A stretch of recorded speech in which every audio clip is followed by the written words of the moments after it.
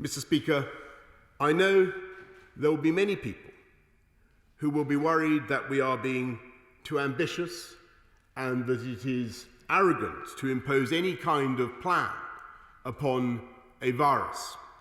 And I agree that we must always be humble in the face of nature and we must be cautious.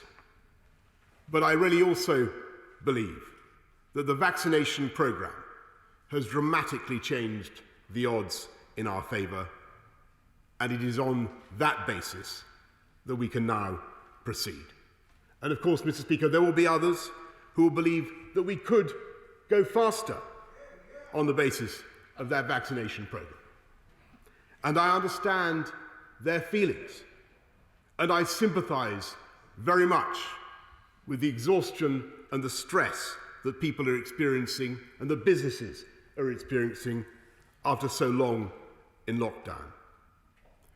But to them, and to them all, I say that today the end really is in sight, Mr. Speaker, and a wretched year will give way to a spring and a summer that will be very different and incomparably better than the picture we see around us today. And in that spirit, Mr. Speaker, I commend this statement to the House.